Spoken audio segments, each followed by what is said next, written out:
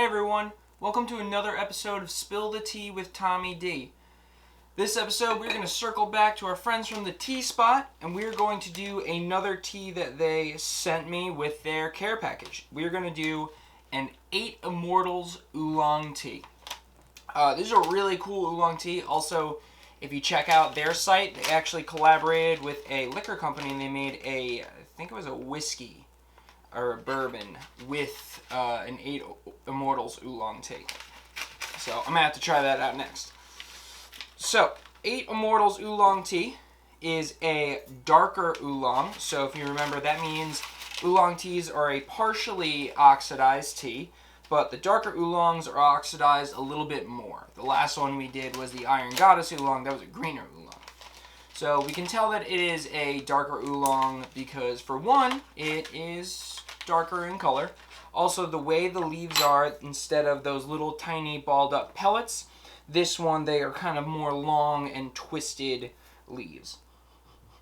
So I can see they're just like a little bit longer and just slightly twisted instead of balled up into those tiny little pellets.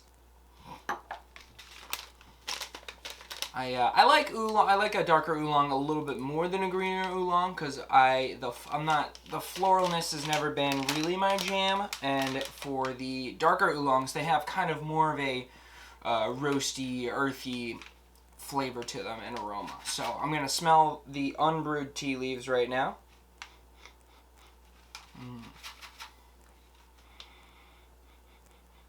So prior to brewing, the tea leaves smell like a kind of like a woody bark, like a fresh cut wood with a little bit of bark, kind of like you're walking through a forest of some sort. I don't know like types of trees, but it reminds me of like that fresh cut wood with a little bit of bark. And I say the bark because it's got that almost, I don't know, bark kind of smells a little roasty to me as opposed to like that crisp, fresh cut wood. So it's kind of like a mix between those two. So very, very good. And darker oolong probably have like a more of a medium caffeine kind of content to it. Nothing too crazy, but definitely really delicious. So for this tea, we did, so according to their instructions, 1 heaping teaspoon per 8 ounces of water, 16 ounce cup. It is, I boil the water. They like to do the cool for 2 minutes. I have my 1 ice cube, so I'm going to start melting that down because we know oolong tea likes a 195 degrees steep temperature. And then we're going to do a 2 to 4 minute steep time. I'm going to do a 4-minute steep time on this because I got a nice big mug and I'd like to really kind of taste that full flavor of this 8 Immortals Oolong. So, 2 teaspoons, 16 ounces of water, 195. Let's put this bad boy in the strainer. We're going to do 4 minutes. All right, and we are off.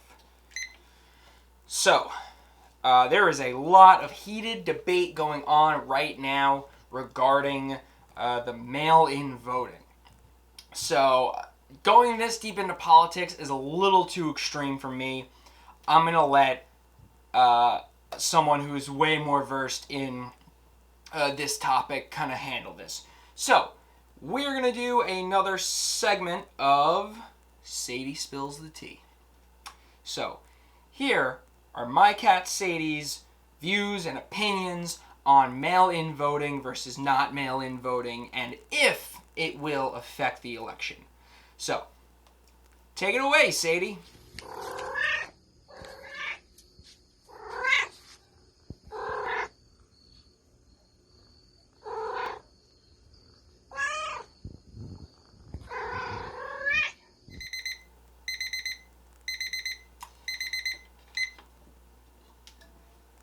Thank you, Sadie. I couldn't have said it better myself, and I really never thought of it that way. So, very well done. Sadie knows how to spill that tea. All right, so we have our lovely brewed cup of 8 Immortals Oolong. Now, for a darker oolong, I gotta say, I am very kind of surprised on how light the color it is. It is a very kind of like a pale yellow, but much lighter than I expected. Usually with a tea like this, I would expect something a little more darker. So I'm very curious to try it, but let's give it a, you know what, let's let that cool. Let's smell our regular tea leaves here. Let's see how those opened up. Okay.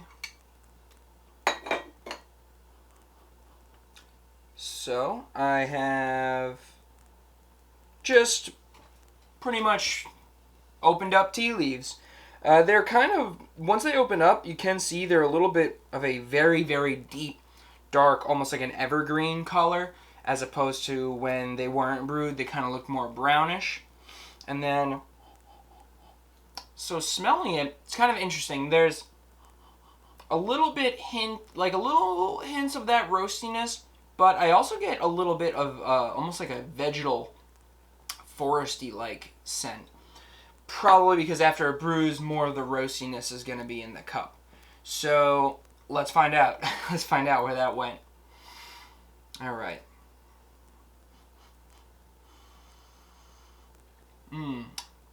I get a lot of, again, just kind of like that fresh cut wood bark, like the logs with the bark on them that you put into a fire, but you haven't quite lit yet.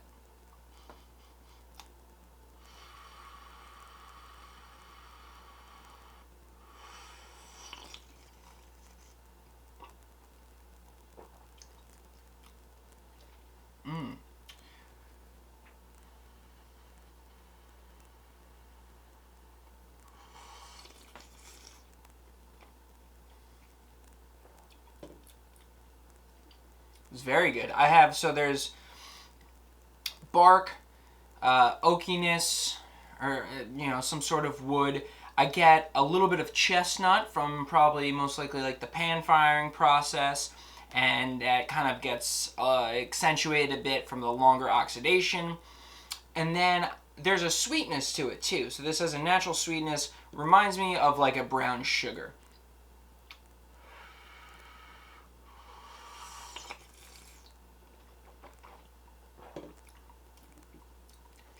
The brown sugar kind of lingers at the end. So you get that roastiness up front, a little bit of like a wood, you know, bark flavor, and then just kind of balances it out with a nice sweet hints of brown sugar.